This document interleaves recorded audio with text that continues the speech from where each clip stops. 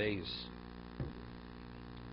This person marries a woman with a mat made of myrtles, which is not a Sheva Pruta. Okay? So when she received it, she thought it was a Sheva Pruta. Then they said, by the way, they say to the husband who gave her the mat in marriage, it's not a Sheva Pruta. Ahu Gavra de Kodesh B'tzivsa Da'aso. The person married a woman with a mat made of aso, of myrtles, of hadassi. Omru Lei said, he said to the husband who given her this mat, well, less for Sheva Pruta. He gave her something that's not worth a Pruta. Omar Lohus, he said to the people who made that comment, Tigdosh Ba'arba Zuzi Dispo. Let her be married that within the mat, there are 4 coins that are wrapped in the mat. She'll be married with the coins that are in the mat. But when she took the mat initially, she wasn't aware that the coins were in the mat. Shaklosa Ishtiko. She kept it and she remained silent. Normally when you say Arei Mukadeshes Li, you give the woman the ring. So what is silence? Silence is Ishtiko Kodo. Silence is acceptance. That you didn't protest, you didn't say anything. When somebody gives you something in marriage and you accept it, you're taking it, that means your agreement to what was just said. But here the shtika, she's remaining, after she had it, she realizes, well, let her be married with the coins that are within the mat. But she already has it. So this is what? This is shtika, this is called shtika lacha kabbalah smos. After she received the money, then he makes the statement. It's not while he gives it to her. So that's the question. Silence after you receive something, after you receive it, when you become aware, does that silence have the same value as remaining silent when something's been given to you? That's, so if it does, then she's married. If it does not, then she's not married.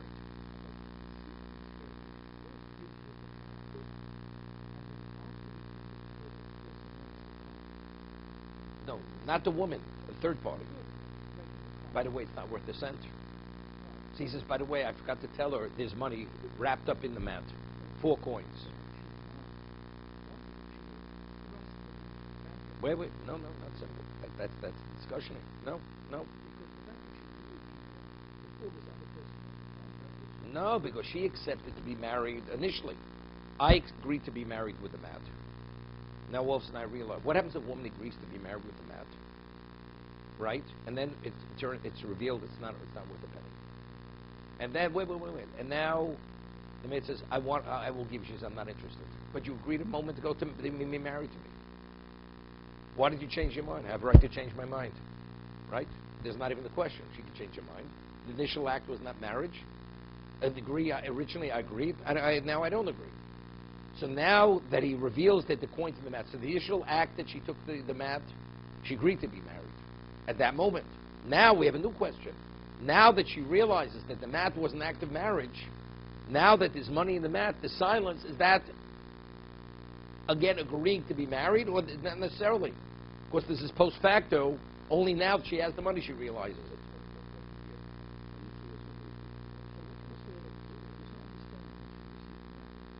To be married. She doesn't have the ability to appraise it, to estimate its value. All of a sudden now it comes out, it doesn't have the value.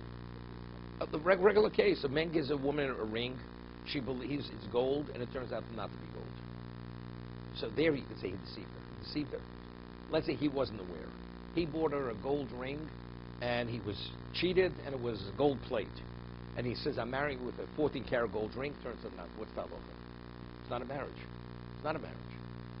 Then afterwards he says, oh, by the way, she says, you know something, I thought it over. I'm not interested in marriage. I'm not interested in marriage. She needs nothing. Nothing. The original giving of the ring wasn't marriage, because it wasn't what he said he was giving. Well, it was a mistake. He wasn't deceiving her. So the same thing here. The mat he originally thought was worth a penny. He himself didn't know. They evaluated. She wasn't aware of it when she took the money.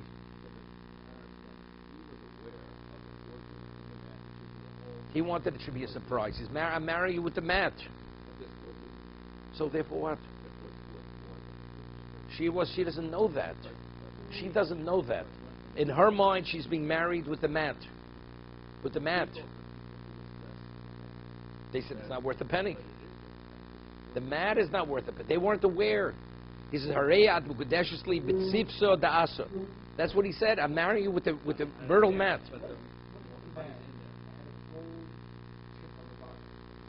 And visually, no.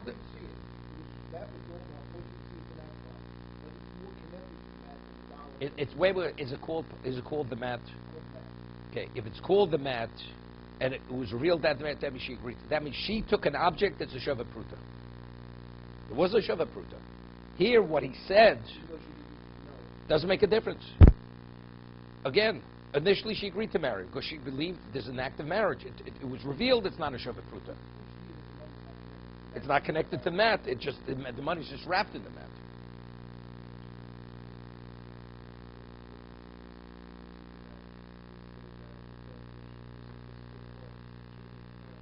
And he says, I'm marrying with the coins. He says, I'm marrying with the coins. Now she remains silent. No, she could have said, I'm agreeable, or she could say, I'm not interested.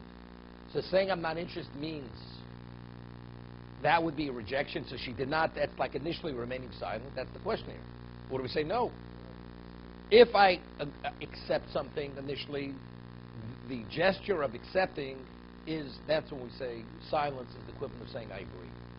But here the acceptance was something which is not what she realizes afterwards.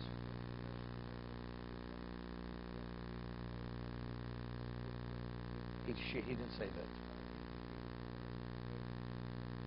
When a man gives a woman 4 coins, and she believes initially it's given to her a gift. Let's say he said to 2 other people, the coins I'm giving the woman, I'm not giving a gift to the marriage, but he didn't tell her that. And the average person would understand it's a gift. He says, oh, by the way, the coins I gave because I already made a statement to others, it's not a gift, it's a marriage. Wait. Of course she could say yes. Definitely she could say yes, because the coins factually are not hers. But let's see, she doesn't say anything. Where initially she accepted it as a gift, because she thought it was a gift, and now she remains silent. She realized it's not her coins. He says, well, I'll marry you with those coins. She doesn't say a word. What's the halacha? That's our discussion over. Same thing. He's saying it, but she's not. She's remaining silent. She'd have to verbalize, say, "I agree to marry you." Initially, of course, a woman always remains silent when you put the ring on her finger. So the first time when you found out that the mat wasn't worth the It says it doesn't make a difference. There are 4 coins in the mat. I'm marrying you with the 4 coins. But when but when he said it, she already had the coins. It's not I'm giving you something. They're actually giving and you accept. I'm accepting it on your terms.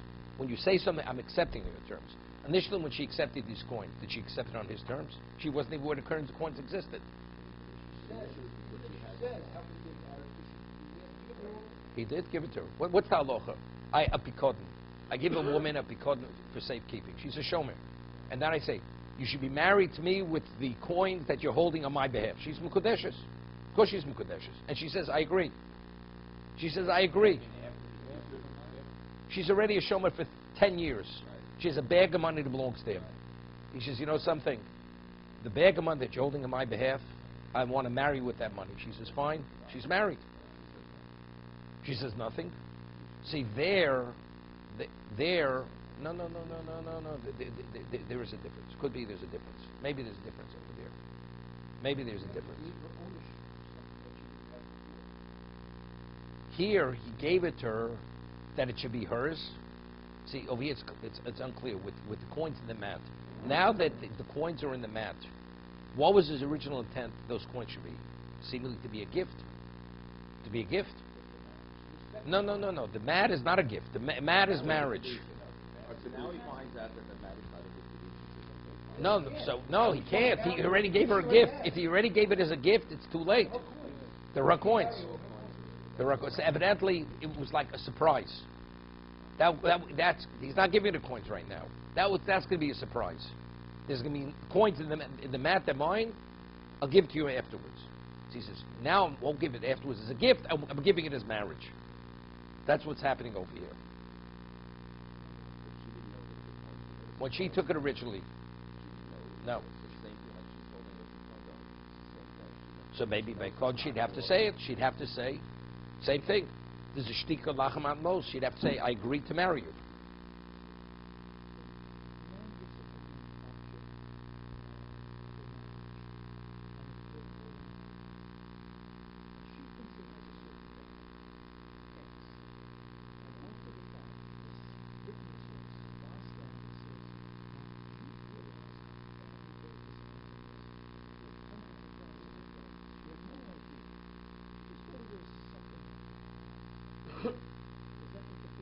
No, definitely not.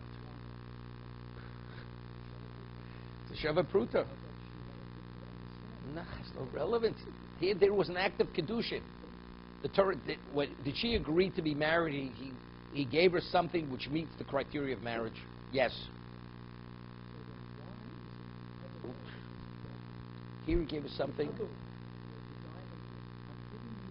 Because I'm only agreeable. No, that's because I'm only agreeable to marry if it's worth $10,000. I'm not agreeable to marry you if it's worth $5. Right? David, today they make a bigger percentage. It's not my day today, okay? It's understood. It's not even a question. You can accept as much as you want. Banti to Rabbi Yanai. They took 3 pails of gold coins, buckets of coins. Anything less than that, they wouldn't be agreeable to be married. No, our case, no. No, there, unless it was more, it would not be. This is not okay. He gave us something which was not even worth less. It wasn't even classified as money. She was agreeable to be married. So good, so let's do the process. He never met the criteria of the process. Of course. Of course, the initial act was not an act of marriage. So what she accepted for marriage was not marriage. Now she's holding something now which she wasn't aware was included there. And he initially never intended to marry with that, initially. He says, okay, so now be married to me with the coins.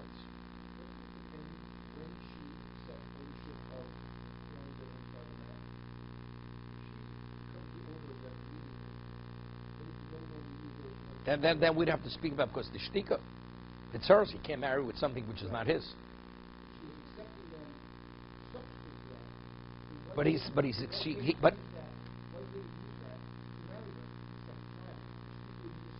No, that's because when I agree to accept something, the acceptance, it's not just shtika. It's not shtika. It's not just the silence. It's silence in conjunction that I'm accepting it based on what you're saying. Here, that's why the Gemara, it's not so simple. The Gemara has to bring proof to this.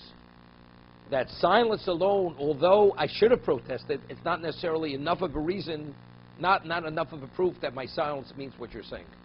That I'm in agreement and I consent to what you're saying. No, her gesture, her action that she had done, when you do the action based on what you said, my action is a confirmation that I'm in agreement of what you're saying. And I extend my finger and let you put that ring on my finger. Extending my finger, allowing you, that act is a confirmation that I'm in agreement of what you want. Let's see, he puts a ring on my finger. He doesn't tell me what it's about. He says, by the way, I'm married with that ring. That's our case. I'm married with the ring. Between the action, correct, and that's what we have a question over here. That's the discussion. We'll see. Yeah, that's what he says. Omar Ravo, Havishtikusod Lachamat Mos. Here the silence came about after she already had received the money. Hoshtikusod Lachamat Mos Lav Klumi. Silence after receiving the money has no value. It means nothing. It seems to be something interesting. It's not even a suffix. I would say it should be a suffix, right? Like we discussed, Shemesh B'Modai. Let it be a suffix. He says, Lav Klum. Lav Klum means it's nothing. She retains a single status. She's a single woman. What does make sense?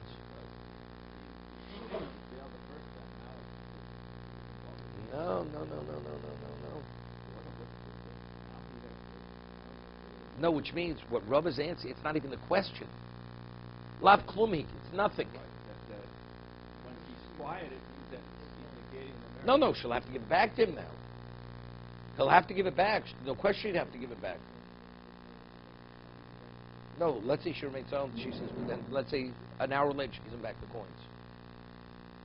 That's the question. When she was silent, was that marriage? You can't give it back. Then you give him back your own coins. So last means that it's totally negating. It's not even a consideration. I mean, silence is admission. That's only if it's at the time that the act is done. Afterwards, it's not even a question. Lav klumi. He doesn't say inam kudeshes. I mean, the connotation lav klumi is it's meaningless.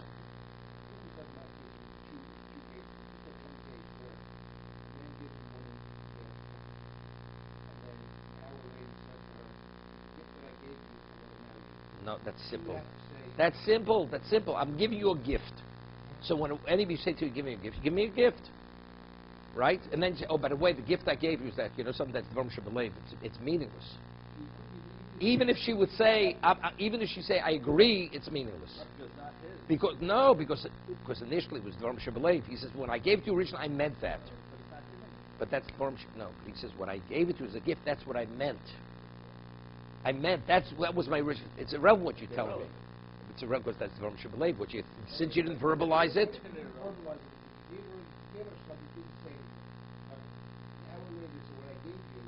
Also meaningless. If that correct.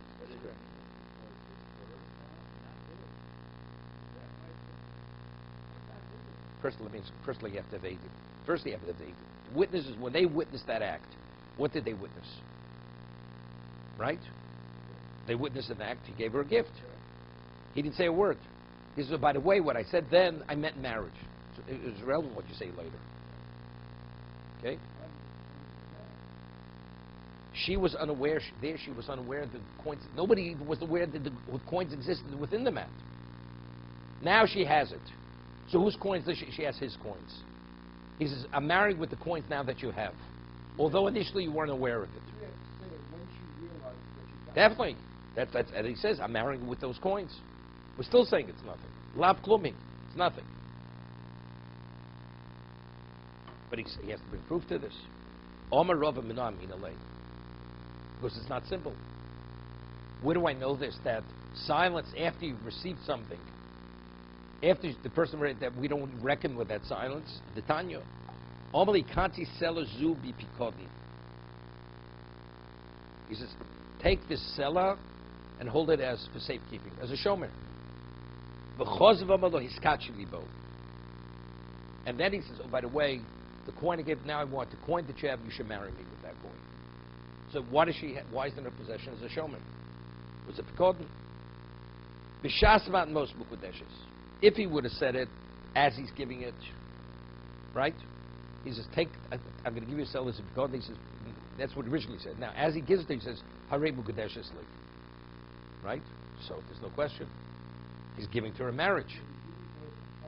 No, originally he says, I'm giving you a seller bipikodin, and then as he's giving you the money, he says, I'm giving to you in marriage. It's basically said. It's a retraction. So it's b'shas mat mos. Wait. Yeah, I understand, but the chiddush is the second part. What about la'achar mat mos? What about after she already received it? So now it's in her possession as a showman. Right? So he's not doing an act any longer. Okay? Rotza mukudeshes. If she says, I'm in agreement, then she's mukudeshes, which is understood. Lo rotza ain't mukudeshes. Now the question is, what is lo rotza? Rotza means obvious. She was agreeable. She was not agreeable. Wait. So if she said, I'm not interested, it's pashut. That's understood. My lo rotza, what does that mean? Does lo rotza mean silence? I mean, she did not overtly say yes. That's lo rotza. So that's the question. What is rotza? What does lo rotza mean? My rotza, my lo rotza. Ilem rotza domre ein. Is rotza mean she was agreeing? She says, I'm agreeable, right? Lo rotza domre lo. Mechlal de reish kamra lo. Nami have a kiddushin. He says, but you can't say that because you say b'shas man musay. If she already has it, if it's rotza, so she's mukudeshes. She says yes, she's married. She says no, I'm not. She's not married. So So what is the opening statement? What about as he gives it to her? He says, I'm giving you marriage. She says, I'm not accepting it. So you tell me, so the inference is she is married. That's impossible. She can't be married. She said no when he's giving it to her. The ratio. Here we're only saying no because she's already, it's post facto. Right? Ki obra lo nami have a kiddushin. Amai vo komer lo. How's that possible? He gives her something in marriage. I'm marrying you with this coin, with the seller, and she says, I don't accept for marriage. I don't accept it as marriage. Right? Ella lav. So what does it mean? Rotza omrein. When she was agreeable, she said yes. Lo rotzo, which it says lo rotzo, so dishtiko. She remained silent. Dishtiko mishasko. She remained stone silent. Shmami no shtika lachmat no slav klumhi. So from here it's confirmed that silence after you've already received it is not an indication of admission. Therefore, it's lav klumhi. It's nothing.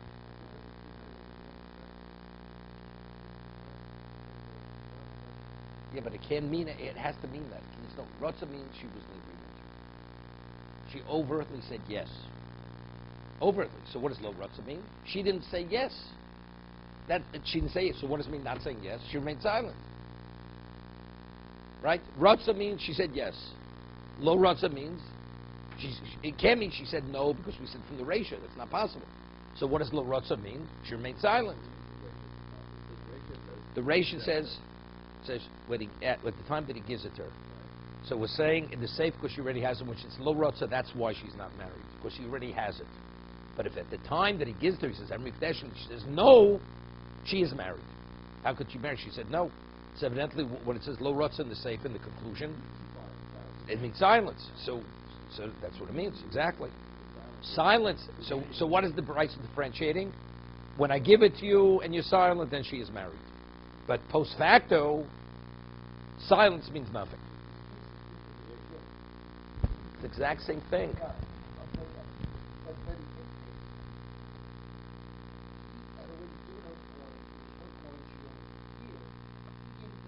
Wait. No. The case by the mat, the coins are not a gift. Then we don't have to discuss that. If initially his intention was to give her the coins as a gift. So of course she's not married. He's giving her nothing. He can't marry something which is hers. So the code is clearly his.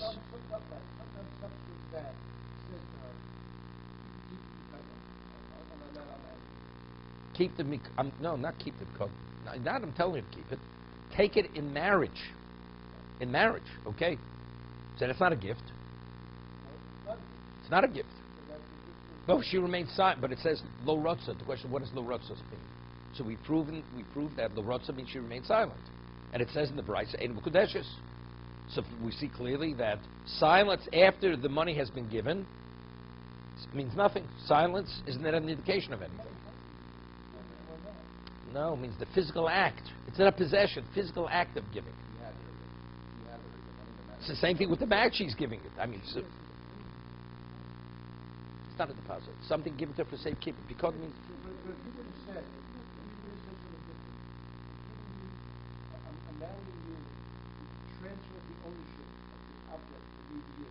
Same thing. That's the Bikodim. That's what he means. That's exactly what he is saying by the Bikodim. And she remained silent. It's not, it says, deducing it from the Brisa. We're proving the word lo rotza doesn't mean she said no, but it means silence, right? We prove that.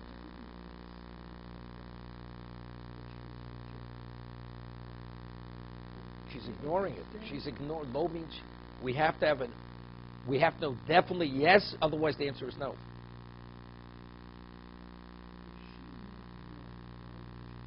She doesn't have to say no. She doesn't have to say no. Let me ask you a question.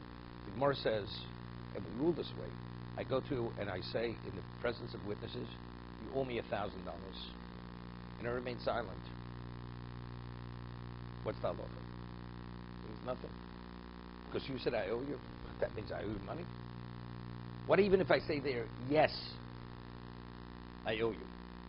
We say normally hodos baldi Canadian, right? My admission Even there, not. Why? I mean, your claim to me was preposterous, was nonsense. Says, you speak to me nonsense, I respond to you with your same nonsense. Right? Unless he says, I go on record to say I do owe you the money, which is an indication of his seriousness, he owes nothing. But silence there, nothing. You give me something as a bikadon. Also, now you want to marry me with it. What, I have to respond? What do I even have to respond? Where are we? We're not even connected. See, this case, you could differentiate. Here, she originally agreed to marry him. The case of the myrtle mat. Right? She agreed to marry him. Turned out it was less. Now money is found within the mat. And it's just, that money I will marry you. See, the other case, she never had, the relation was never a marriage relationship. Also, now you tell me, I'm going to marry you with the money. What are you talking about? She totally ignores the man. You understand?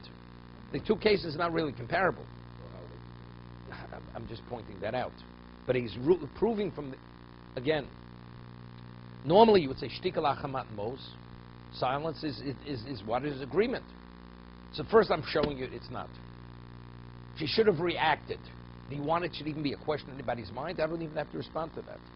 So could be Rava is only taking that next step. We already see the concept. Normally we say shtika kodor, but we see it's not necessarily true. It's only when it's associated with an action. But if there's no action, we don't say it. Once we don't say it, the difference is not enough to make a difference. That's Rava.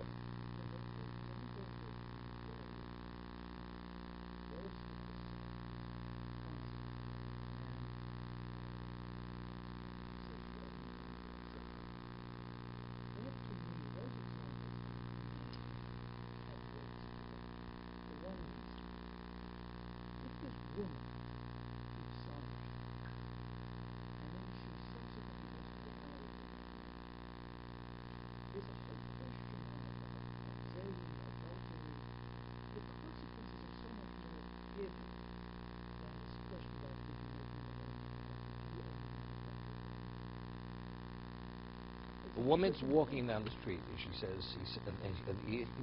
says, she's my wife, and she doesn't respond to that.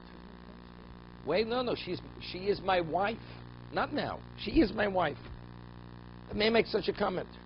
You see that woman? She's my wife. She has to respond to the man. She keeps walking. Well, but you realize it may be a question. What kind of question? No, but I'm asking you, why should you? There's no active kiddushin here either. No, there's not. We're evaluating a person. Silence, even within this context, a person doesn't react, doesn't have to respond.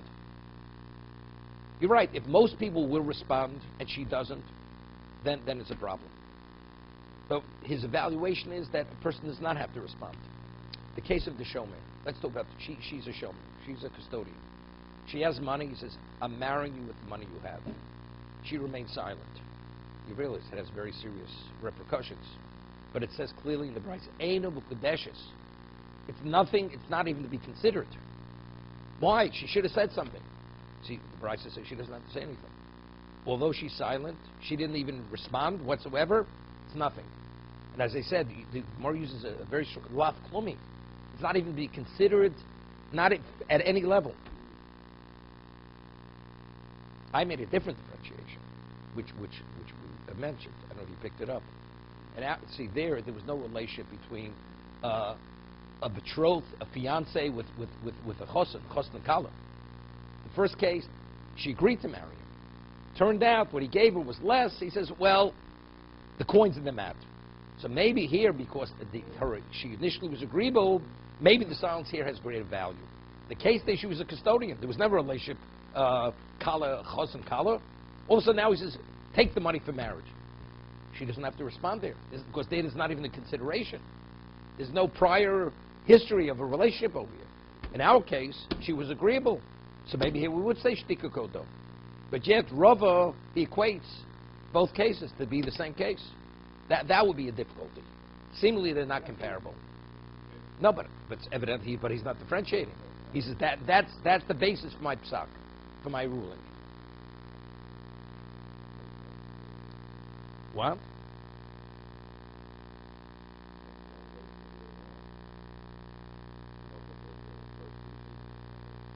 I'm talking about Rabbi. I understand Rabbi. I'm speaking of Rabbi. He's comparing the two.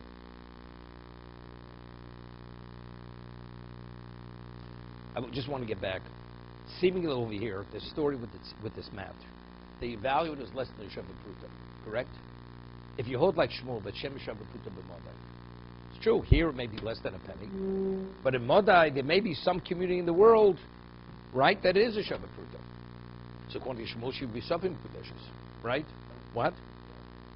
Okay, good. She's Safim Kudeshes. So when he says it's less than a Shabbat Pruta, so what was he pointing out?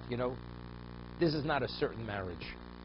He says, something, if it's not, the coins in the mat, that will confirm it is.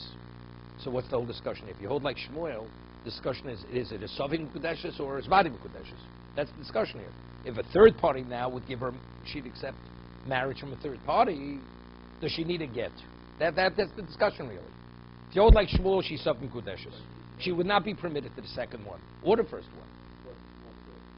No, only according to Shmuel. Only according to Shmuel. See, there's a machlokes Rishon before. The Gemara spoke about the case with the stone, the black bluish colored stone. So it says. So originally Rav Chisda compared it to Shvuya. So Gemara says there's no comparison. So it says Abai and Rava. It was Abai and Rava. What was it?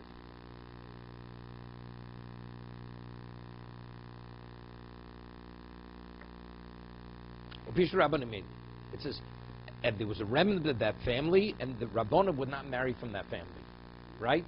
Because they felt it wasn't a valid comparison to Shvuya, right? So the Gemara says, Lav mishum d'shvuil d'shmuel. The reason is not because they're concerned with Shmuel, Ela mishum d'shvuil kabayi v'rova. So now there's machlokes Rishonim here. We'll see it around. When it says they hold like Abai and Rava, does that mean to say that Abai and Rava reject Shmuel? We don't rule like Shmuel? And Abai and Rava, they should have taken into consideration because there's a rumor that they're Eidim in that certain location. Or no, it means, firstly, it's Shmuel. So it should be Safik kiddushin. And it's even more serious than that because, in fact, there's a rumor that the witness is there. And therefore that should have been taken into consideration. It means it's like reinforcing the reason why it's a problem. It's like a question of Safik Mamzer. According to Shmuel, it's Safik Mamzer. And especially according to Abai and Rava, so we don't necessarily, so the question is, Abai and Rava, is Rava really rejecting Shmuel? You don't have a proof that he's rejecting Shmuel. They're just saying, we take a rumor seriously when it comes to Ishish Ish. No. He didn't say anything. They said, he didn't say anything. No, the shtik is lav klumi. The shtik is lav klumi. No, because the difference is, do we give any consideration to the second act of marriage? If she accepted marriage from a third party, is the first person permitted to her without a get from the second? That's the discussion. So since her silence is lav klumi, therefore now we have to take into consideration the second man's marriage. When the third party marries her, now it may have value because she's only Sovim B'Kudeshes, according to Shmuel. If Shtika Kodo, after the money is given, she's definitely married to the first man. So the second man, when he offers her marriage, it means nothing, even if she accepts it. That's the discussion in the Gemara. Exactly. That's the way we're learning the Gemara. But if you don't like Shmuel at all, which it's a machlokes Rishonim, Rambam paskins like Shmuel. Safim Kudeshes. Other Rishonim don't rule like Shmuel. So if you don't like Shmuel, so that this woman is definitely a single woman. So if a third party marries her now, she's definitely married to the second man. The man has no relationship with her whatsoever.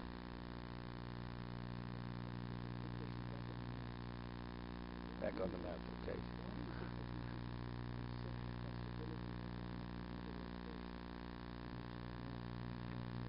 That's exactly what we're discussing. That's Shmuel. There's a Shemesh of Brutamod. Maybe there's some location in the world where it's worth a cent. It would be Safim Mukdeshes. That's Shmuel. So we're getting back to the story here. So what was the question? So I said halachic difference. Let's say a third party now offers her money in marriage. After he says the 4 coins are there, that third party's act, does it have any value? If we say we don't differentiate silence at the time or afterwards, she's fully married to the first man. But if not, then there's a question. Is she married to A or is she married to B? So neither are going to be permitted to the woman unless a get is given by one of the two. If we hold like Shmuel. If you hold like Shmuel, she's definitely married to the second man. Elsewhere. So, no, well, according to Rabbi's ruling, it's meaningless. But that was the question. Even no, yeah, I understand. That definitely. But Rava had to prove it. But let's say I would say silence is an indication of consent. We proved it's not. So, but she's Savim Kodeshes. So she's Suffolk. And we don't know if there's any location in the world. There may be a location. There may be such a location. The Gemara says Suffolk Kodeshes earlier, right? But there may be such a location. Then she's definitely Mukadeshes. Right? Correct. But the halach difference with a third party man now marries her, where I don't know, she's Suffolk Kodeshes to A and B. If the first marriage, there was no such location, she's married to B. If there is a location, she's married to A and not to B.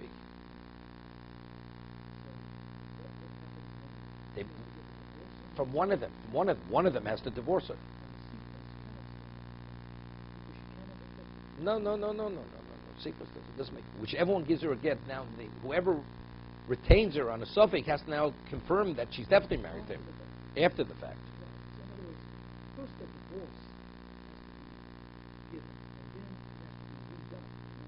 To make it a definite marriage. Correct. It's a suffix. Because we could have the same problem over again. She accepts him a third party, it's a problem again. To be continued.